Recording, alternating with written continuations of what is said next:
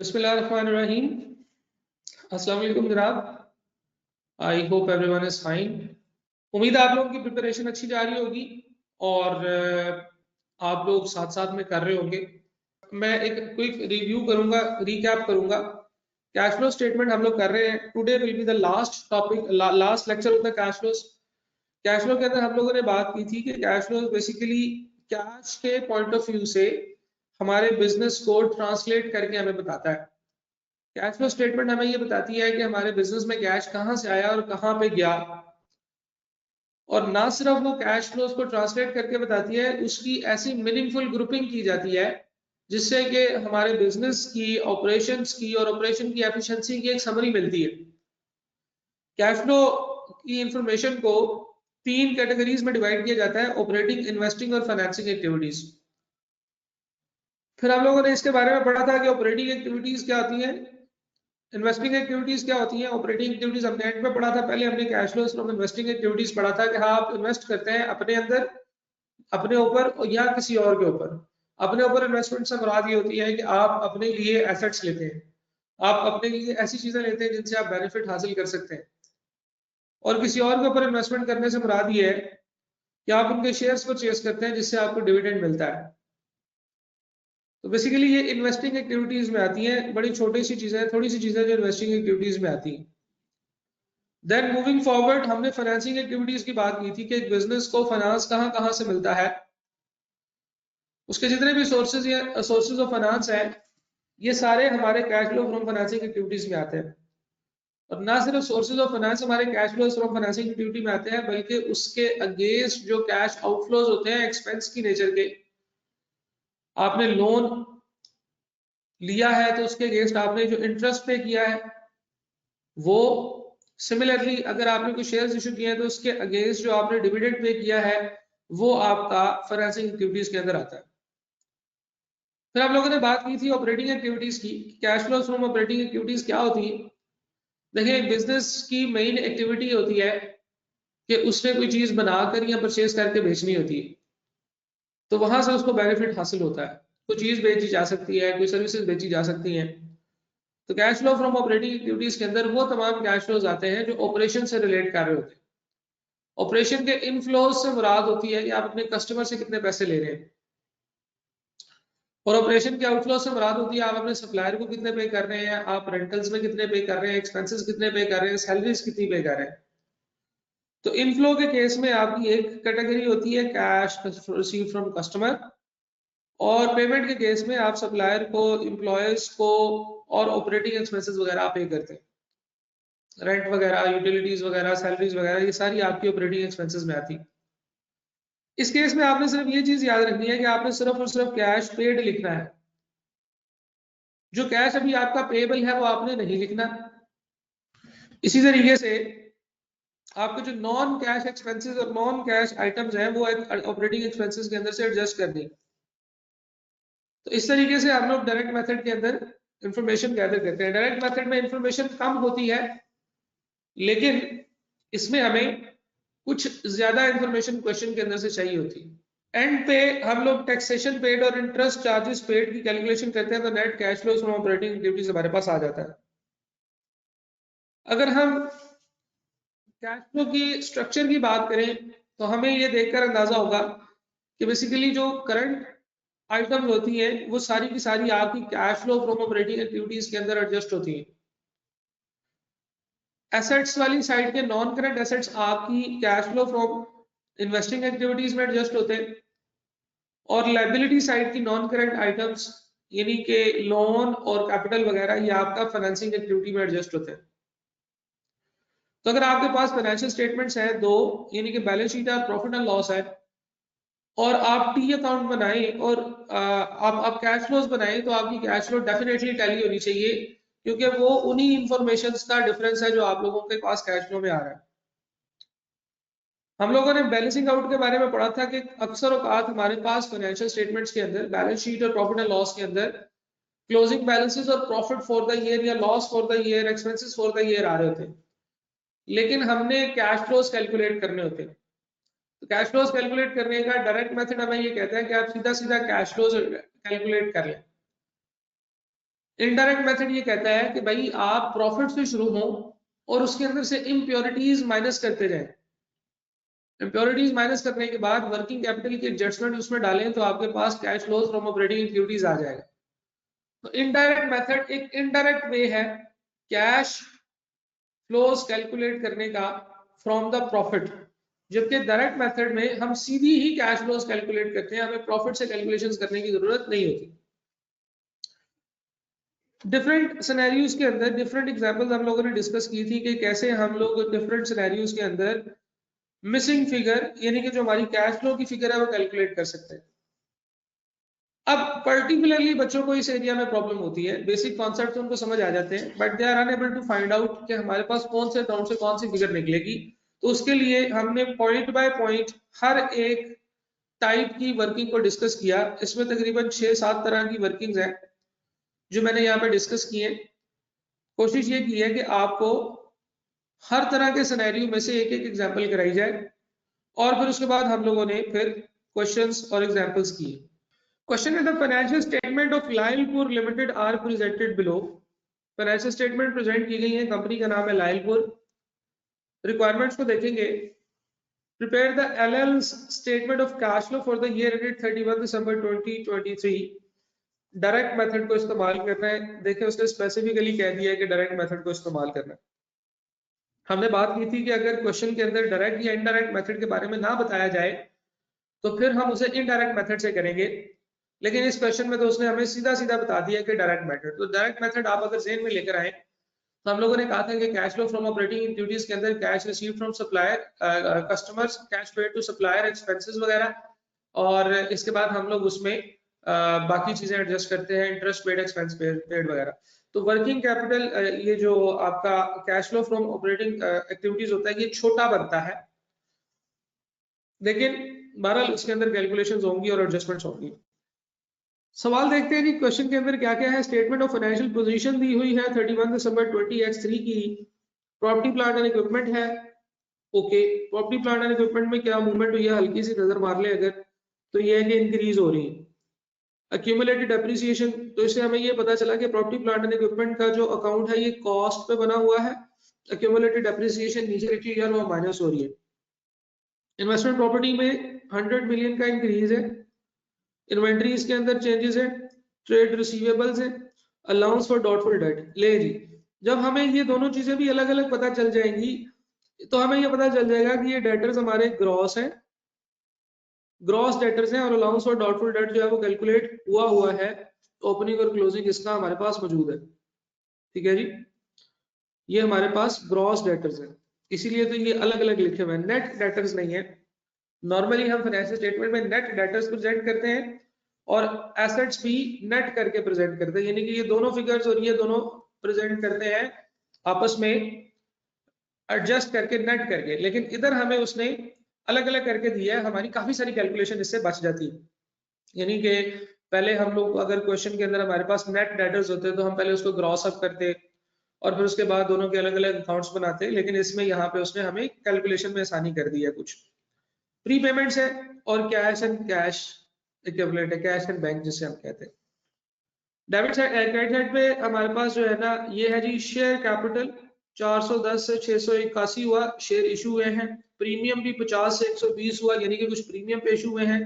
Retain earning के अंदर जारी बात है प्रॉफिट भी ऐड होता है, डिविडेंड माइनस होता है, ये भी हम देखेंगे। लॉन्ग टर्म लोन है, लॉन्ग टर्म लोन 150 से 220 हो गया। आपको पता है कि लॉन्ग टर्म लोन में एक बाय डिफॉल्ट चेंज होती है कि इसमें उसमें कुछ रिटर्न होता है, वो भी हम देखेंगे। और लॉन्ग टर्म लोन क्योंकि इंक्रीज हो रहा है तो इसका मतलब है कि कुछ फर्दर लोन भी आपने लिए हैं। ट्रेड पेबल्स आगे, अक्रूड एक्सपेंसेस, अक्रूड इंटरेस्ट और बैंक ओवरड्राफ्ट। ले जरा बैंक ओवरड्राफ्ट इस तरफ लिखा हुआ, तो बेसिकली ये बैंक ओवरड्राफ्ट भी आपका कैश एंड कैश इक्विवेलेंट में ही एडजस्ट होगा। तो ये हमारे पास इस तरह से आइटम्स है स्टेटमेंट ऑफ फाइनेंशियल पोजीशन के अंदर। Statement of profit and loss बहुत ही सिंपल है। प्रॉफिट एंड लॉस हमेशा सिंपल ही होती है। सेल में से कॉस्ट ऑफ सेल माइनस करें, जीपी आएगा, सेलिंग एडमिन माइनस करें, अदर इनकम्स ऐड करें, फाइनेंस चार्जेस माइनस करें तो नेट प्रॉफिट आता है। तो ये basically net profit before tax है। टैक्स की इसने बात नहीं की इसके अंदर, टैक्स का अकाउंट है हमारे पास, टैक्स का अकाउंट भी नहीं है। ले जी, अभी तक तो लग रहा है कि टैक्स की इसमें एडजस्टमेंट्स नहीं है, आसानी हो जाएगी। तो अभी तक इन्फॉर्मेशन तो बहुत सीधी सीधी है, डेटर्स भी क्रॉस करके दिए हुए हैं, प्रॉपर्टी प्लांट एंड इक्विपमेंट भी कॉस्ट अलग और एक्यूमुलेटेड डेप्रिसिएशन भी अलग दी हुई है। तो मजे का इजी सवाल लग रहा है, आगे भी इजी है, टेंशन नहीं लेनी। आप ये ना सोचिएगा कि सर अभी आप बेस बना रहे हैं कि अभी इजी है, आगे मुश्किल चीजें आएंगी, आगे भी आसान है, सवाल आसान है। एडिशनल इन्फॉर्मेशन के बारे में उसने कहा कि 10 million shares were issued in consideration for purchase of machinery having fair value of rupees 150 million. ये गौर से देख लीजिएगा कि आपने 10 मिलियन शेयर इशू किए हैं और 150 मिलियन के आपने प्रॉपर्टी जो है वो ली है, मशीनरी ली है। तो बेसिकली 10 मिलियन शेयर इशू किए हैं और 15 मिलियन की आपके पास जो है ना वो आई है। इसका मतलब ये है कि इसमें आपने प्रीमियम के ऊपर शेयर्स इशू किए हैं, 50 मिलियन का प्रीमियम आपने चार्ज किया है, ठीक है। तो ये हमारे पास है, न्यू शेयर्स भी इसमें इशू हुए, न्यू शेयर्स, और इसमें हमारे पास जो है वो प्रॉपर्टी प्लांट एंड इक्विपमेंट में एडिशन भी हुई है। लेकिन क्या कोई इसमें कैश फ्लो है? तो इसका जवाब है जी नहीं, इसमें कोई कैश फ्लो नहीं है, ठीक है। आपने नए शेयर्स लिए हैं और प्रॉपर्टी प्लांट एंड इक्विपमेंट जो है इसमें इंक्रीज है, तो हम कैश फ्लो तो निकालेंगे, लेकिन अब हमें शेयर कैपिटल और प्रॉपर्टी प्लांट एंड इक्विपमेंट के टी अकाउंट्स बनाने पड़ेंगे ताकि हमें उसमें से कैश अकाउंट निकले, कैश की मूवमेंट निकले। आगे चलते हैं। Equipment with the cost of rupees 35 million and accumulated depreciation of 21 million was sold at the gain of 5 million। Disposal account की 4 चीजें हमें चाहिए होती हैं, जिसमें से 3 उसने दी हुई हैं, चौथी हम खुद निकाल लेंगे। तो ये एक डिस्पोजल है, सारी कैलकुलेशन सीधी सीधी उसने दी हुई है कि 35 मिलियन एसेट की कॉस्ट में से निकलेगा, 21 मिलियन एक्यूमुलेटेड डेप्रिसिएशन से निकलेगा, गेन ऑन डिस्पोजल 5 मिलियन का है। तो अब आप खुद ही निकाल लीजिएगा कि इसमें जो है ना जनाब आपके पास कैश फ्लो कितना होता है, cash flow from disposal of that. Investment property के बारे में, fair value model was applied for the subsequent measurement of investment property during the year the fair value of the investment property was decreased bye 40 million. ले जी, fair value में decrease आया है and the rent amounting to rupees 25 million was received from the investment property। 25 million का rent आपको receive हुआ, ठीक है। दो चीजें हो गई हैं, फेयर वैल्यू का डिक्रीज है, फेयर वैल्यू डिक्रीज ये आपका एक्सपेंस होता है, लेकिन ये नॉन कैश एक्सपेंस है, ये आपने अपने प्रॉफिट में से माइनस करना है ताकि आप लोग अपने एक्सपेंसेस पे पहुंच सकें, एक्चुअल कैश पे एक्सपेंसेस पेड के ऊपर। बैड डेट्स के बारे में बताया उसने, bad debts amounting to rupees 36 million, 36 million के बैड डेट राइट ऑफ किए हैं आपने, और while the bad debts previously return off 15 million जो है ये रिकवर हुआ है। तो 36 मिलियन की बैड डेट्स है और 15 मिलियन की रिकवरी, तो ये हमारे पास बैड डेट से रिलेटेड है। तो बहुत ही सिंपल और इजी क्वेश्चन है, इसमें कोई मुश्किल बात नहीं है। हम इसको सॉल्व करना शुरू करेंगे। हम लिखेंगे कंपनी का नाम लाइलपुर लिमिटेड, LL लिख रहा हूं मैं, लेकिन आपने शॉर्ट करके नहीं लिखना, आपने पूरा लिखना है। स्टेटमेंट ऑफ कैश फ्लोज, इसके बाद लिखना होता है for the year ended at 31 December 2023। हम स्टार्ट करेंगे कहां से, cash flows from operating activities के साथ।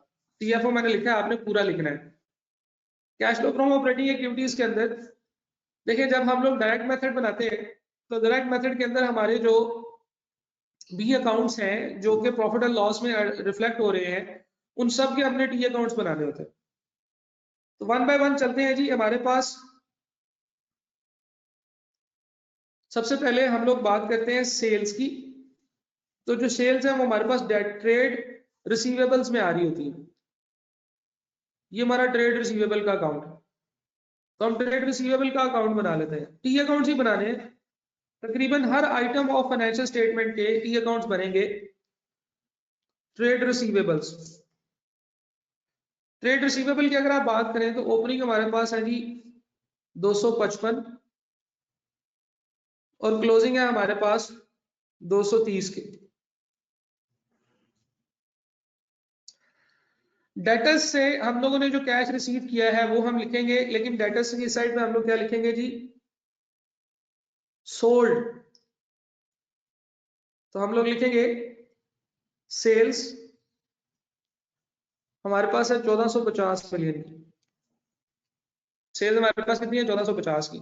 कैश रिसीव्ड फ्रॉम डेटर्स या ट्रेड रिसीवेबल्स हमारे पास डेबिट साइड में आएंगे, लेकिन एक छोटी सी और चीज है, वो है जी बैड डेट्स। बैड डेट्स के बारे में उसने बताया कि 36 मिलियन के बैड डेट्स हैं जो राइट ऑफ हुए और 15 मिलियन के बैड डेट्स जो हैं वो रिकवर हुए।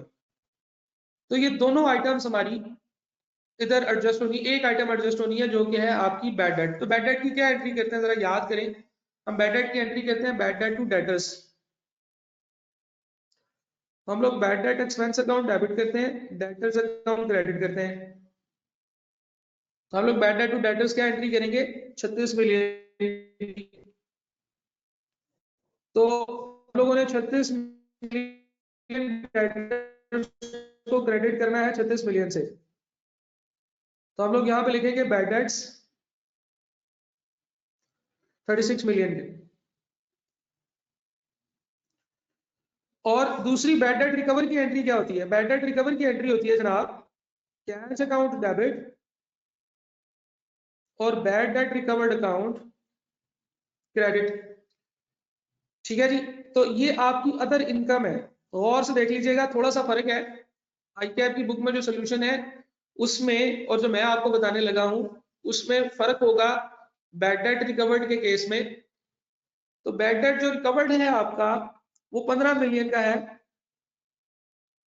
ये 15 मिलियन आपके कैश फ्लोज के अंदर ऑलरेडी मौजूद है और आपने बैड डेट रिकवर्ड 15 मिलियन अपनी प्रॉफिट्स में ऐड किया हुआ है। ये जो एक्सपेंसेस है सेलिंग अदर इनकम्स है इसके अंदर ऐड किया हुआ है, ये 30 मिलियन के अंदर ये 15 मिलियन एडेड है। तो हम लोग ये जो अदर इनकम्स है ये हमारे कैश फ्लोज के अंदर हम लिख लेंगे और अल्लाह अल्लाह खैर सला, हम लोग इसकी कोई एडजस्टमेंट नहीं करेंगे। ठीक है, जो हमारे बैड डेट रिकवर्ड है वो हमारा कैश फ्लो है जो कि अदर इनकम्स के अंदर आना चाहिए। ठीक है जी, तो इसकी हमने कोई एंट्री नहीं करनी बैड डेट रिकवर्ड की। हाँ, बैड डेट एक्सपेंस की एंट्री करनी है क्योंकि ये हमारा नॉन कैश एक्सपेंस है और इससे हम लोगों ने इसको ठीक करना है। ठीक है जी।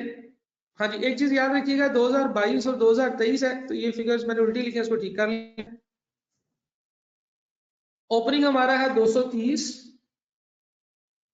और क्लोजिंग जो है वो हमारा 255 है, ये चीज भी याद रखिएगा, इसमें गलती ना हो। ठीक है, तो हमारे पास अब ट्रेड रिसीवेबल का जो अकाउंट है इससे हमारे पास कैश रिसीव्ड जो है वो हमारे पास कितना आ जाएगा जी, 230 प्लस 1450 1680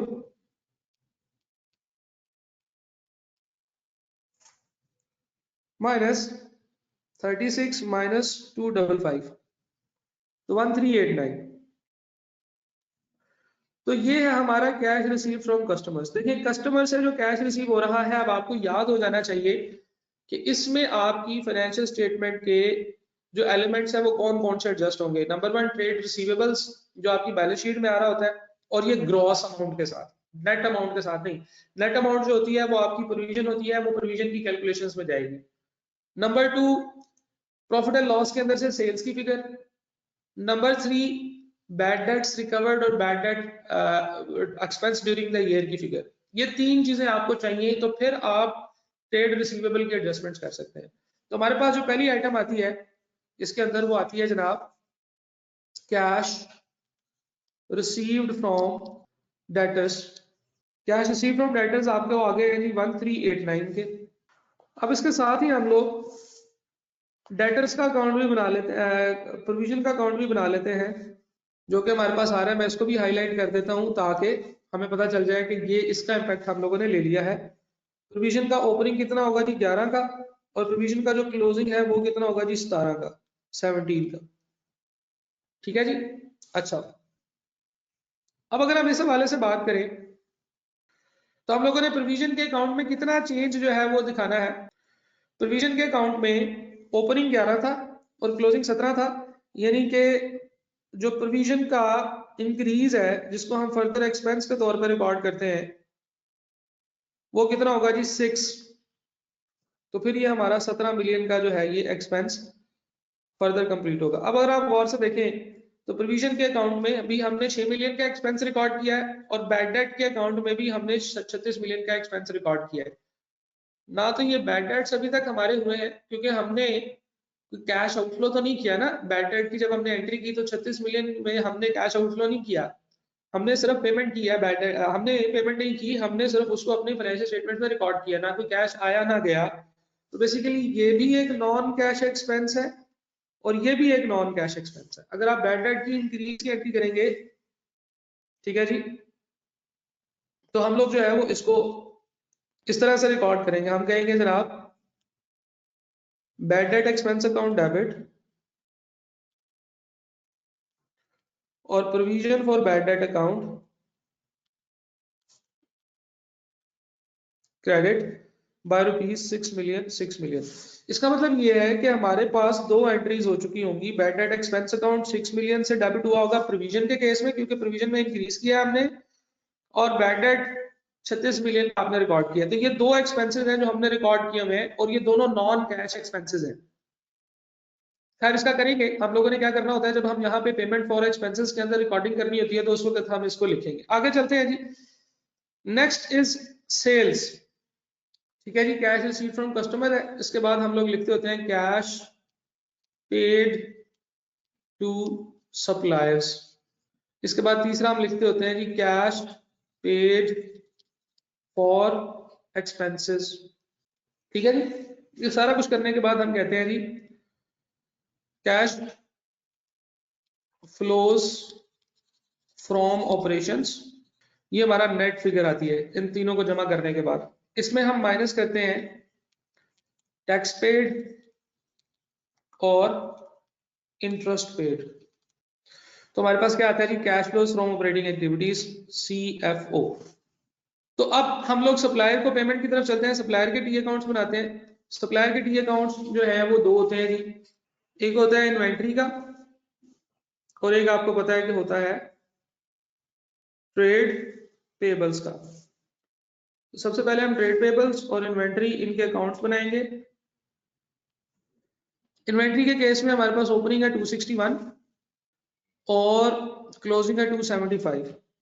हम लोगों ने जितना भी कॉस्ट ऑफ सेल्स होती है वो सारी की सारी हमने इन्वेंट्री अकाउंट में डालनी होती है, क्योंकि कॉस्ट ऑफ सेल्स इन्वेंट्री से क्रेडिट होके आती है। तो हम कहेंगे कॉस्ट ऑफ सेल्स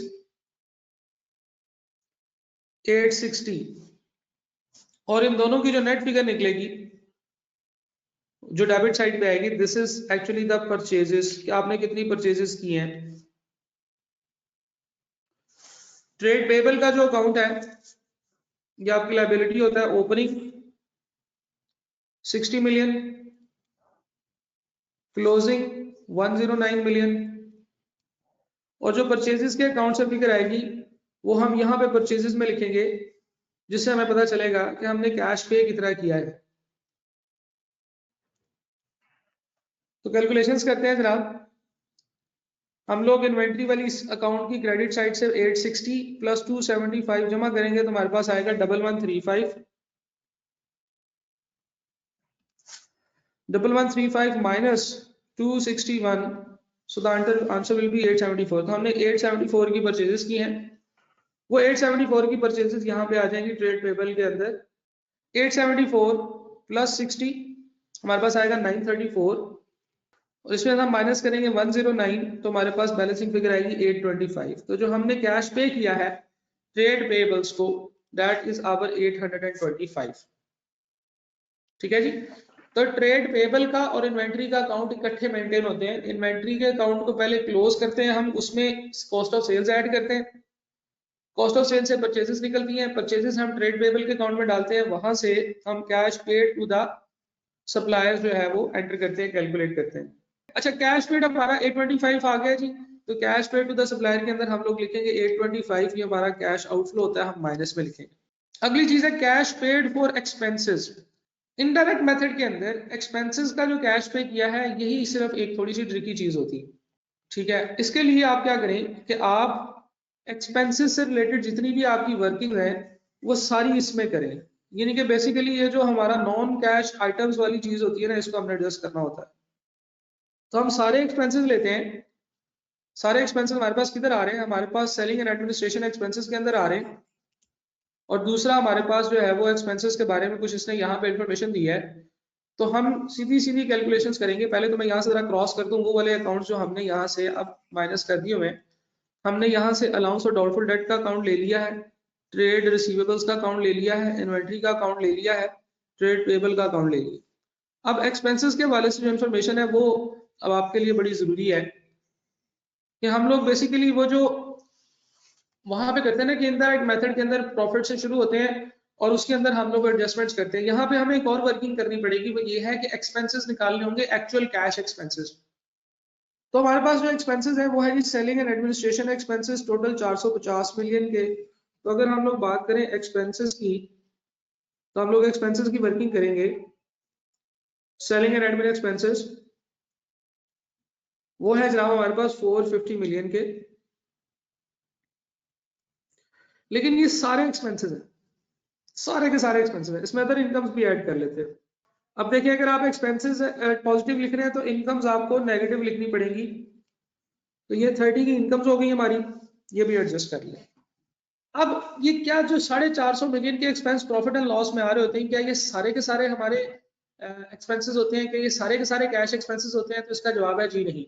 हमने पढ़ा था कि बहुत सारे नॉन कैश आइटम्स होते हैं जो एक्सपेंसेस के अंदर शामिल होते हैं, उनको हमें माइनस करना पड़ता है, ना सिर्फ इनकम्स के अंदर, एक्सपेंसेस के अंदर, बल्कि इनकम्स के अंदर भी। तो अगर हम एक्सपेंसेस की बात करें तो एक्सपेंसेस में जो नॉन कैश आइटम्स हैं जो क्वेश्चन में उसने हमें दी हैं वही हम माइनस करेंगे। तो क्वेश्चन में क्या क्या दिया हुआ है एक्सपेंसेस के अंदर से? डेप्रीसिएशन दी हुई है, डेप्रीसिएशन हमें कैलकुलेट करके इसमें एडजस्ट करनी पड़ेगी क्योंकि वो नॉन कैश आइटम है। इसके अलावा इसमें उसने गेन या लॉस ऑन डिस्पोजल दिया हुआ है, gain slash loss on disposal, ये हमें एडजस्ट करना पड़ेगा। तीसरा जो पॉइंट था उसमें क्या था जी? इन्वेस्टमेंट प्रॉपर्टी का लॉस था, fair value loss on investment property, ये भी हमें एडजस्ट करना पड़ेगा। और पांचवा पॉइंट था जी बैड डेट एक्सपेंस। ये 5 चीजें आपको इसमें एडजस्ट करनी पड़ेंगी, फिर आपका एक्चुअल एक्सपेंस निकलेगा। हमने से पहले एक सवाल किया था, उसमें यूनिवर्सल लिमिटेड का जो सवाल था उसमें हमने सारे के सारे सेलिंग एडमिन एक्सपेंसेस माइनस कर दिए थे, सिर्फ डेप्रिसिएशन का उसमें अज्यूम किया था कि इसकी डेप्रिसिएशन इतनी। अब यहाँ पे उसी तरह के बहुत सारे नॉन कैश एक्सपेंसेस हैं। देखिए डायरेक्ट एक्सपेंसेस के अंदर, डायरेक्ट मेथड के अंदर हम अज्यूम करते हैं कि ये 450 का आपका कैश आउटफ्लो हुआ। इसमें हम ओपनिंग और क्लोजिंग एडजस्ट करते हैं जो हमारा स्टेप 2 होगा इस वर्किंग का। लेकिन स्टेप 1 में ये है कि हमने सबसे पहले ये 450 की जो एक्सपेंस की फिगर है इसको प्योरीफाई करना है ताकि हमें पता चले कि इनमें से एक्चुअल कैश फ्लोज कितने हैं। तो अगर आप बात करें तो 1 बाय 1 बैड डेट एक्सपेंस हमने निकाले थे। हमने कहा था कि बैड डेट एक्सपेंस 36 मिलियन का हमारा वो है जो हमने बैड डेट रिकॉर्ड किए, और 6 मिलियन हमारा वो है जो हमने बैड डेट एक्सपेंस के तौर पर रिकॉर्ड किए प्रोविजन की। तो हमारी जो बैड डेट एक्सपेंस है वो 36 मिलियन प्लस 6 मिलियन, टोटल हमारे पास हो जाएंगे 42 मिलियन। ये क्या है? बैड डेट एक्सपेंस है। एक्सपेंसेस जो है वो एक्सपेंस में ऐड बैक करने हैं हमने, ठीक है? एक्सपेंसेस जो है वो एक्सपेंस में ऐड बैक करने हैं। तो यहाँ पे हमें इसको क्या करना पड़ेगा? लेस करना पड़ेगा। देखिए एक्सपेंसेस है 450 मिलियन के, बहुत सारे एक्सपेंसेस एडजस्ट हुए हुए हैं। तो इसमें ये बैड डेट एक्सपेंस भी 42 मिलियन का एडजस्ट हुआ है, इसको इसमें से माइनस करना होगा। एक्सपेंसेस 450 के नहीं है, इसमें 42 मिलियन के बैड डेट एक्सपेंसेस भी हैं जो कि हमारे एक्सपेंसेस नहीं है। तो 1 बाय 1 हम लोग चलेंगे, थोड़ी सी रिवर्स कैलकुलेशन होगी as compare to direct indirect method. हम लोगों ने बैड डेट एक्सपेंसेस कैलकुलेट किए और एक्सपेंसेस में से माइनस कर दिए। हमारे 450 मिलियन के एक्सपेंसेस थे, उसमें से बैड डेट एक्सपेंस हम लोगों ने रिकॉर्ड किया हुआ था, वो हम एडजस्ट कर लेंगे। इसी तरह से डिस्पोजल ऑफ एसेट की बात करते हैं। अब हमें एसेट की कैलकुलेशंस करनी पड़ेंगी। प्रॉपर्टी प्लांट एंड इक्विपमेंट का अकाउंट बनाते हैं जी। ओपनिंग जो है वो 218 है, क्लोजिंग जो है वो 555 है, और इसका एक्यूमुलेटेड डेप्रिसिएशन का अकाउंट भी बना लेते हैं जी। ओपनिंग 92 है, क्लोजिंग 148 है। इसके बाद क्या हुआ जी? इसके बाद उसने हमें बताया कि नए एसेट्स हमने लिए हैं, नया एसेट जो नए शेयर के साथ इशू किया, तो इसकी अकाउंटिंग एंट्री बना लेते हैं। देखिए 10 मिलियन शेयर्स हैं, 10 मिलियन के शेयर्स हैं और 150 मिलियन एसेट की प्रॉपर्टी है। तो हम लोग एसेट डेबिट करेंगे 150 मिलियन से, शेयर कैपिटल हम क्रेडिट करेंगे 10 मिलियन से, ठीक है जी। 10 मिलियन शेयर्स हैं तो 10 मिलियन मल्टीप्लाई बाय 10, 10 रुपए का एक शेयर होता है हमारा 100 मिलियन से, और शेयर प्रीमियम हम क्रेडिट करेंगे 50 मिलियन से। तो एसेट आपने डेबिट करना है 150 मिलियन से, तो हमारे पास एसेट जो है वो न्यू एसेट यानी कि शेयर कैपिटल से हमारे पास आ रहा है 100 मिलियन और शेयर प्रीमियम से हमारे पास आ रहा है 50 मिलियन। बेसिकली ये दो एंट्रीज जो हैं ये न्यू एसेट को रिप्रेजेंट करती हैं कि आपने जो नया एसेट परचेज किया है ये उसकी वैल्यूज है। एसेट की कैलकुलेशन हमने कर ली, 150 मिलियन शेयर कैपिटल 100 मिलियन से और शेयर प्रीमियम 50 मिलियन से बैलेंसिंग फिगर के तौर पे ये हमें पता चल गया। अच्छा जी, दूसरा ये कि उसने ये कहा है, पहला तो शेयर इशू हो गया, दूसरा उसमें कहा था कि equipment costing 35 million, accumulated depreciation 21 million was sold as the gain of 5 million. तो हम लोग डिस्पोजल की तरफ ले जाएंगे उसको, कितने को 35 मिलियन यहाँ से निकलेगा, एक्यूमुलेटेड डेप्रिसिएशन के अकाउंट से उसकी डेप्रिसिएशन निकलेगी, डिस्पोजल के अकाउंट में जाएगी, कितनी है जी 21 मिलियन, और हम लोग नीचे बनाएंगे एक डिस्पोजल का अकाउंट। डिस्पोजल के अकाउंट में कॉस्ट में से उस एसेट की कॉस्ट आएगी जो कि है 35 मिलियन, एक्यूमुलेटेड डेप्रिसिएशन से उसकी एक्यूमुलेटेड डेप्रिसिएशन आएगी जो कि है 21 मिलियन, और तीसरा उसने कहा था कि जी गेन होगा जी एसेट का। तो जो गेन होता है वो हम लिखते हैं, देखें कॉस्ट है 35 मिलियन, एक्यूमुलेटेड डेप्रिसिएशन 21 मिलियन की, तो 35 और 21 आपका 35 में से 21 माइनस किया तो एसेट कितना 14 का है। इसका मतलब यह है कि आपका एसेट 19 का बिक रहा है। ठीक है जी, 14 मिलियन का था, 4 का प्रॉफिट हुआ, 18 का आपका एसेट जो है ये बिक रहा है। तो कैश फ्लो आपके 18 के निकलेंगे, तो कैश अकाउंट को हम डेबिट करेंगे। अच्छा, गेन 5 मिलियन से टोटल हो गया 40, और यहां से जब आप टोटल करेंगे तो आपका कैश इनफ्लो कितना आएगा जी 19 मिलियन का। तो जो आपने गेन रिकॉर्ड किया हुआ है 5 मिलियन का, वो आप अपने एक्सपेंसेस में एडजस्ट करेंगे, यानी कि जो इनकम है उसको उसमें से वो खत्म कर देंगे, और जो आपका कैश इनफ्लो है वो आप एडजस्ट करेंगे। तो बेसिकली गेन और लॉस ऑन डिस्पोजल के अंदर याद रखिएगा ये जो गेन है ये एडजस्ट करना है 5 मिलियन का। अब गेन किधर है, अदर इनकम्स के अंदर मौजूद है। गेन और लॉस में जो अदर इनकम का 30 मिलियन है ना, इसमें वो 5 मिलियन का गेन शामिल होगा। हमने नहीं करना, तो ये 30 मिलियन का जो अदर इनकम है ये कम होकर 25 मिलियन रह जाएगी, यानी कि माइनस हो रहा है ना यहाँ पे। तो इस माइनस को एडजस्ट करने के लिए गेन और लॉस ऑन डिस्पोजल हमें 5 मिलियन का यहाँ पे ऐड करना पड़ेगा। ठीक है, अदर इनकम के अंदर ये शामिल है, हमें इसको यहाँ पे एडजस्ट करना पड़ेगा गेन और लॉस ऑन डिस्पोजल। ठीक है, तो ये हमारे पास 5 मिलियन का गेन और लॉस ऑन डिस्पोजल आ गया। हम लोग जब डेप्रिसिएशन की वर्किंग भी कंप्लीट कर लेंगे तो डेप्रिसिएशन कैलकुलेट करते हैं, ये क्यूमुलेटेड डेप्रिसिएशन। डेप्रिसिएशन जो है वो यहां से इस अकाउंट से निकलेगी, कितनी निकलेगी भाई, depreciation for the year 21 million के डिस्पोजल को डेप्रिसिएशन चली गई है, प्लस 148 आपका क्लोजिंग डेप्रिसिएशन है, माइनस 92 ओपनिंग है, तो ये 77 बनता है जी, 169 तो 77 मिलियन की डेप्रिसिएशन है। डेप्रिसिएशन जो है आपने एक्सपेंस के तौर पर रिकॉर्ड की हुई है, आपने एक्सपेंसेस में से माइनस करनी है 77 मिलियन की डेप्रिसिएशन।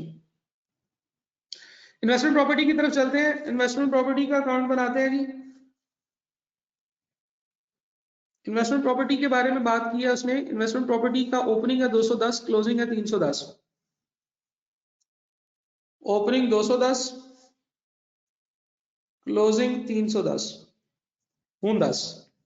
अच्छा, इन्वेस्टमेंट प्रॉपर्टी के अंदर उसने कहा है the fair value model was applied for the subsequent measurement of investment property during the year the fair value of investment property was decreased by 40 million।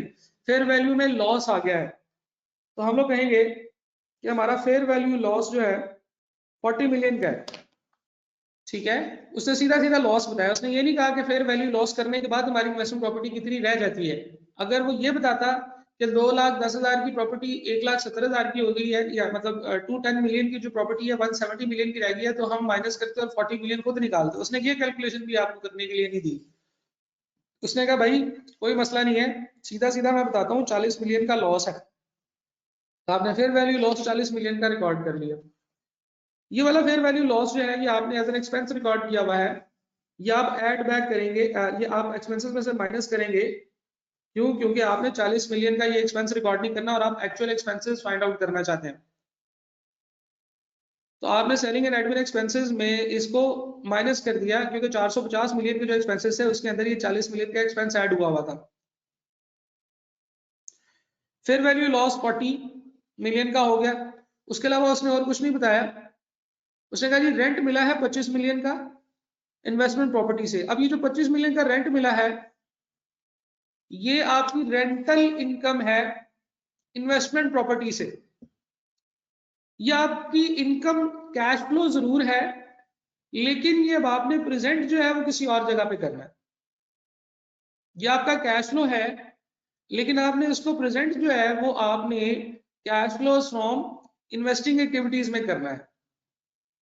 ठीक है, जो हमारा रेंटल इनकम है इन्वेस्टमेंट प्रॉपर्टी से, जहां पे आप इन्वेस्टमेंट प्रॉपर्टी लिखेंगे ना, ये उससे रिलेटेड कैश फ्लो ये वहां पे लिखा जाएगा। अभी ये कहां पे लिखा जा रहा है? अभी ये आपकी इनकम्स में आ रहा है।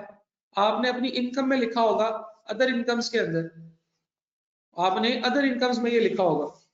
हाँ, ये गलती होगी, चले मैं दोबारा करता हूँ। इन्वेस्टमेंट प्रॉपर्टी का ओपनिंग है 210 मिलियन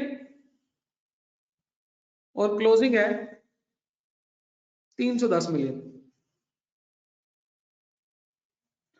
ठीक है जी। इन्वेस्टमेंट प्रॉपर्टी के अंदर उसने कहा है कि 40 मिलियन का जो है वो उसने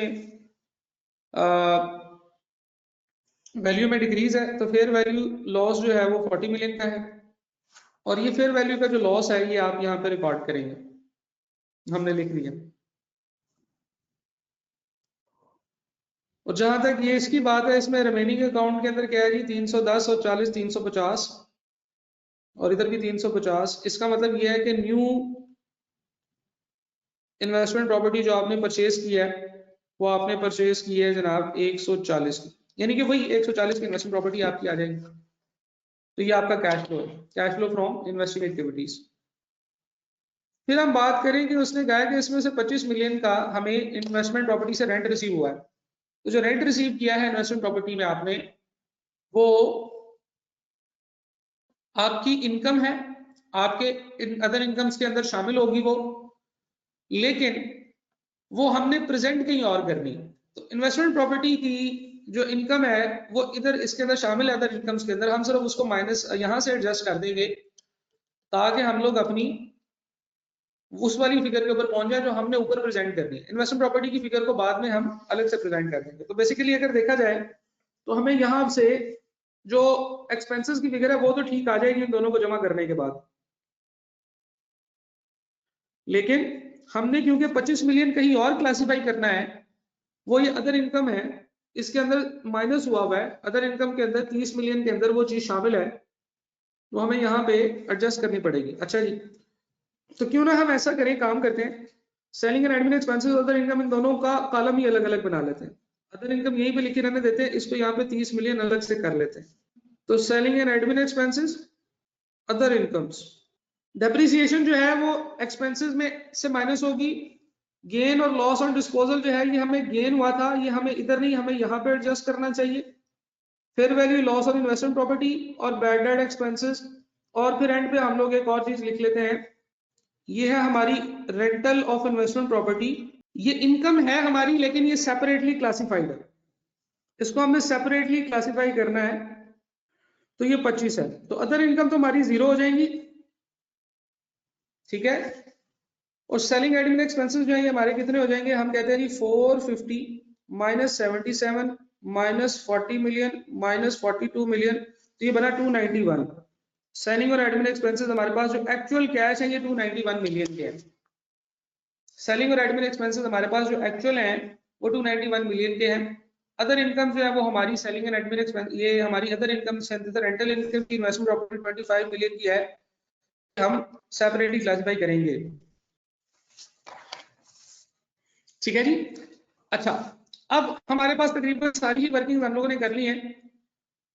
हमारे पास एक्सपेंस की अमाउंट आ गई है 291 मिलियन। अब 291 मिलियन जो है ये हमारे एक्सपेंसेस हैं, लेकिन एक्सपेंस कहीं और से भी पे हुए हैं। ये जो प्री पेमेंट का अकाउंट है और ये जो अक्रूड एक्सपेंसेस का अकाउंट है, ये भी हमें इसके साथ एडजस्ट करने हैं। ये सारे के सारे साल के वो एक्सपेंसेस हैं जो हमें प्रॉफिट एंड लॉस स्टेटमेंट से आए हैं, लेकिन पेमेंट में कुछ अक्रूवल्स और कुछ प्री पेमेंट्स भी थी, तो वो हम उसका एक्सपेंसेस का आपको पता है कि मेमोरेंडम अकाउंट बनाते होते हैं। मेमोरेंडम अकाउंट यानी कि जिसको हम कंबाइन अकाउंट कहते हैं। ओपनिंग प्रीपेड और क्लोजिंग प्रीपेड हम लोग डेबिट साइड पे लिखते हैं। ओपनिंग प्रीपेड है हमारा 4 का और क्लोजिंग है 12 का, तो 4 और 12। इसी तरह से ओपनिंग अक्रूवल्स और क्लोजिंग अक्रूवल्स जो है वो हम लोग क्रेडिट साइड से शुरू करके लिखते हैं। तो वो हमारे पास क्या है भाई साहब, 21 और 25 के। तो हम लोग लिखेंगे 21 और 25। अब वो वाले एक्सपेंसेस जो हमारे एक्चुअली कैश एक्सपेंसेस है 291 मिलियन के, ये हम यहाँ पे लिखते हैं जी। ठीक है जी, एक्सपेंसेस, और यहां से हमारे पास आएगा जी कैश पेड फॉर एक्सपेंसेस। ठीक है, कैश पेड फॉर एक्सपेंसेस। तो अब अगर आप टोटल करें इसका तो कितने बनते हैं जनाब, 291 प्लस 21 प्लस 12 324 -4 माइनस 25 295। जो हमने कैश पे किया है वो 295 मिलियन का है। ये आपका कैश पेड है, कैश पेड फॉर एक्सपेंसेस, जो कि हम लोगों ने यहाँ पे पुट करना है। तो कैश पेड फॉर एक्सपेंसेस जो है वो आपकी सबसे लंबी कैलकुलेशन होती है, ये आपकी सबसे एंड पे आएगी। क्यों? क्योंकि आपने इसमें बहुत सारी चीजें एडजस्ट करनी होती। इसके बाद ये देखेंगे प्री पेमेंट का अकाउंट भी क्लोज हो गया, अक्रूड एक्सपेंसेस का अकाउंट भी हमने ले लिया है। टैक्स पेड हमारा 0 है क्योंकि टैक्स का कोई फैक्टर यहाँ पे मौजूद नहीं है। इसके बाद हम आ जाते हैं जी अक्रूड इंटरेस्ट के ऊपर। अक्रूड इंटरेस्ट, इंटरेस्ट के बारे में उसने हमें इंटरेस्टिंगली कोई इंफॉर्मेशन नहीं दी है। हाँ, ये फाइनेंशियल चार्जेस दिए हमें 16 मिलियन के, 16 मिलियन के फाइनेंशियल चार्जेस दिए हुए। ये हम अक्रूड इंटरेस्ट के अकाउंट में डालेंगे और फिर उसके बाद हम लोग अपना एक्चुअली फाइनेंस चार्जेस कैलकुलेट करेंगे। तो हमारे पास ये अकाउंट बनेगा जी अक्रूड इंटरेस्ट का, और क्लोजिंग हमारा बनेगा जी, ओपनिंग कितने 6 और क्लोजिंग है जी 4। Opening 6 closing 4। Expense for the year 16 का, इधर लिखा हुआ है फाइनेंशियल चार्जेस के अंदर प्रॉफिट एंड लॉस के अकाउंट में। तो कैश एक्सपेंस जो है वो जो कैश हमने पे किया है वो हमारा कैसे आएगा, इन तीनों का एडजस्ट करके आएगा। 16 और 6 22, 22 में से 4 निकाले तो रह गए 18। तो जो हमने एक्सपेंस पे किया, इंटरेस्ट पे किया है वो 18 मिलियन पे किया है, 18 मिलियन का, और ये हमारा कैश आउटफ्लो। तो इस तरह से कर करा के हमारे पास जो statement cash flow from operating activities जो आ रहा है वो आ रहा है भाई साहब 251।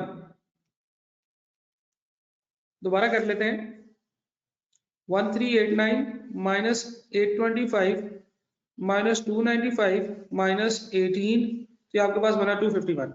Cash flow from operating activities हमारा खत्म हो गया। Cash flow from investing activities की तरफ चलते हैं। इन्वेस्टिंग एक्टिविटीज के अंदर आपके 2-3 ही कैश फ्लोज हैं। नंबर 1, आपने कोई property plant and equipment purchase किया है, कैश से कोई नहीं किया, ठीक है, बल्कि इसको अकाउंट को भी आपने क्लोज ही नहीं किया हुआ। इसको अकाउंट को क्लोज करके देखते हैं कि क्या वाकई ये टैली होता है या डिफरेंस आता है। तो हम लोग कहते हैं जी 35 प्लस 555 590,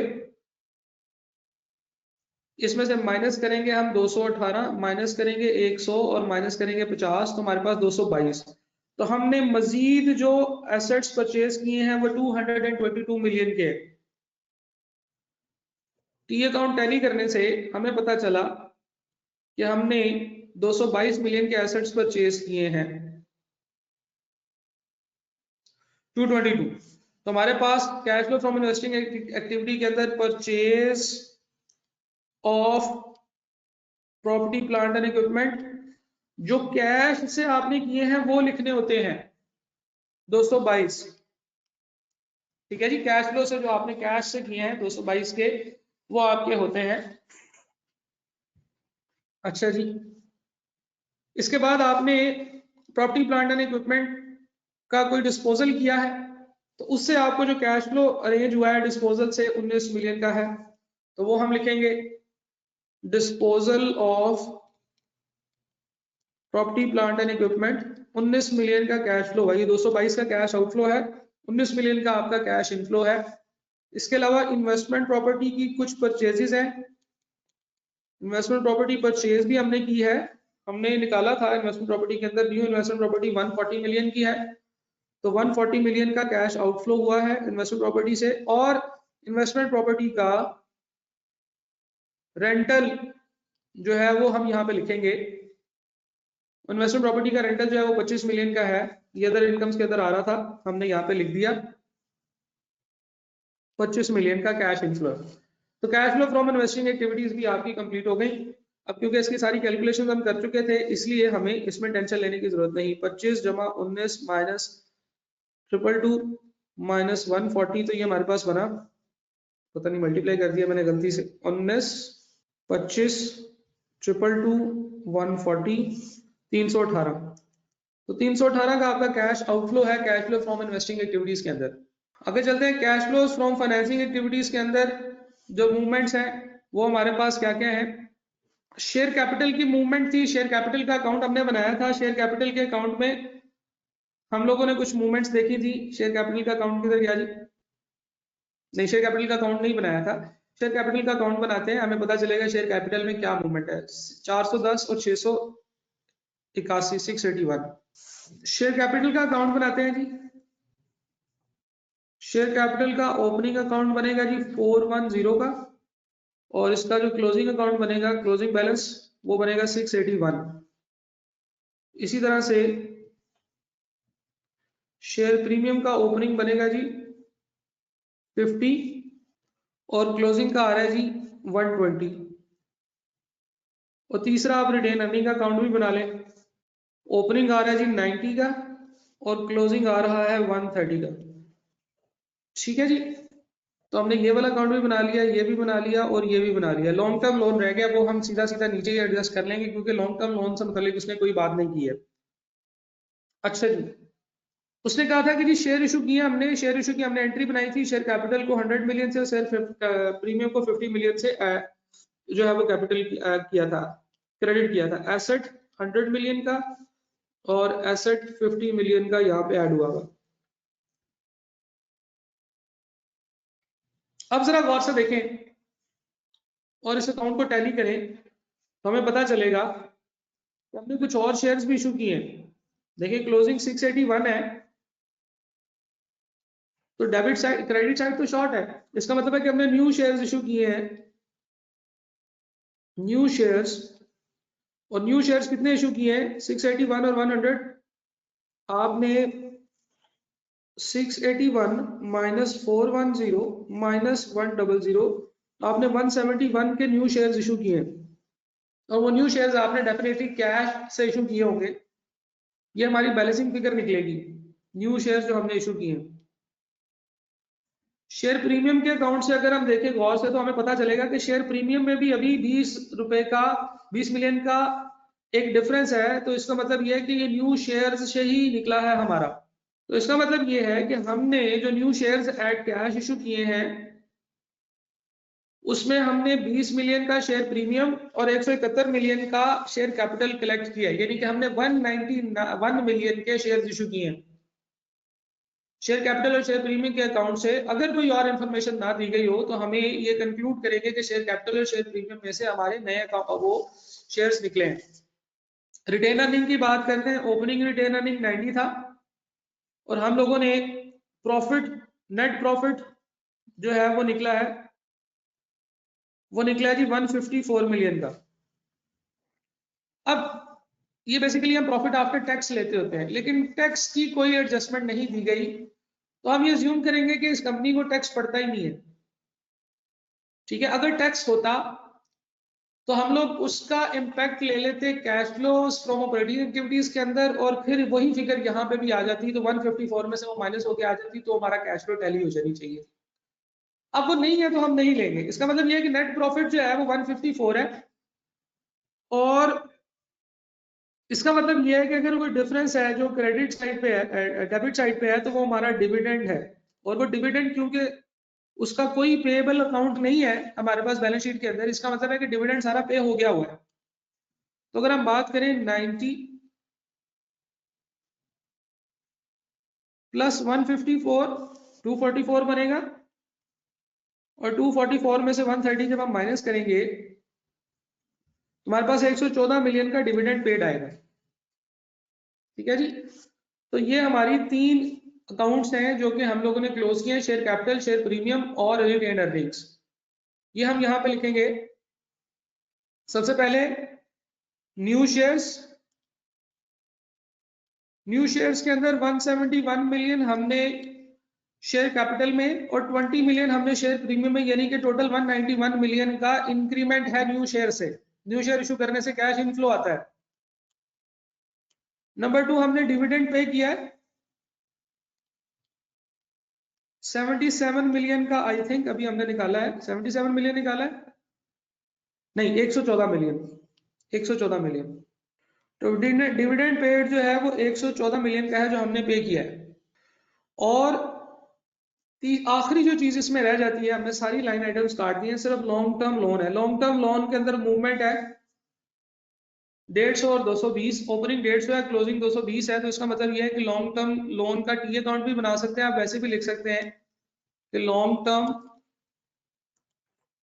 लोन्स आपने मजीद लिए हैं।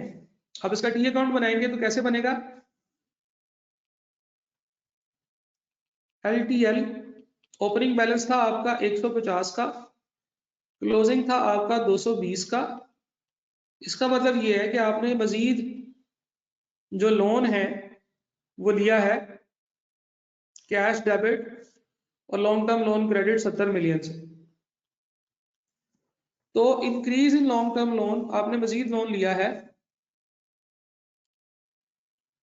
70 मिलियन का, कैश इनफ्लो है, पॉजिटिव लिखा जाएगा। तो अब अगर आप गौर से देखें तो फाइनेंशियल स्टेटमेंट में डेबिट साइड की सारी आइटम्स क्रॉस हो चुकी हैं except for cash and bank.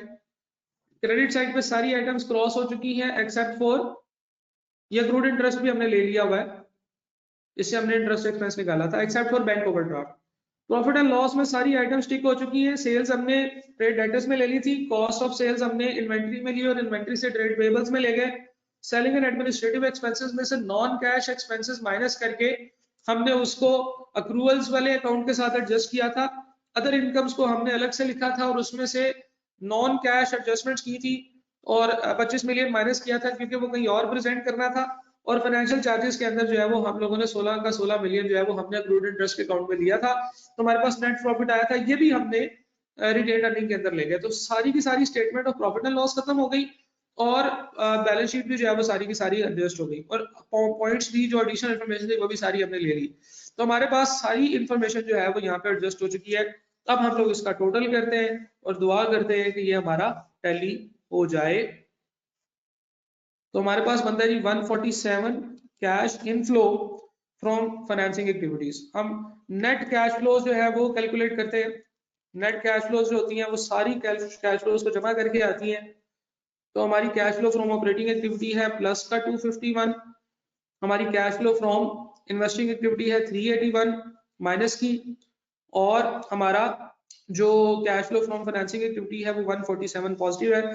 तो हमारा 17 मिलियन का नेट कैश फ्लो बनता है पॉजिटिव। ठीक है जी, 17 मिलियन का नेट कैश फ्लो बनता है।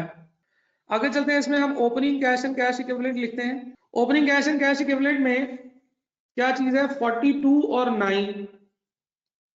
ठीक है जी, अब 42 हमारा नेगेटिव बैलेंस है और 9 हमारा जो है वो cash and bank balance positive balance है। ठीक है जी, 42 और 9। तो हम लोग 9 और 42 को एडजस्ट करके लिखेंगे। Opening cash and cash equivalent 9 minus 42, ये कितना बनता है जी 33 माइनस, ठीक है जी 9 माइनस 42, और आपका closing cash and cash equivalent है जी 47, और closing cash and cash equivalent है आपका 47 होना चाहिए था, ये 47 नहीं बन रहा। इसमें अब डेफिनेटली कहीं ना कहीं फिर हमने कोई एरर किया है जिसको चेक करने की जरूरत है। देखें जरा कोई जमा तफरीक में कोई एरर तो नहीं किया हमने। 1389 minus 825 minus 295 minus 18 254 बनता है ये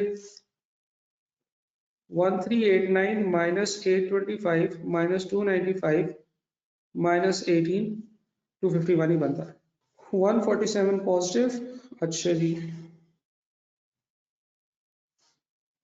147 पॉजिटिव प्लस 251 पॉजिटिव माइनस 318 80 अच्छा ये आंसर ही हमारा 80 आता है नेट कैश फ्लोज जो है ये 80 आते हैं कैसे 251 cash flows from operating activities positive है 147 cash flows from financing activities positive है इसमें से 318 माइनस किया तो 80 आएगा हमारा तो 80 माइनस 33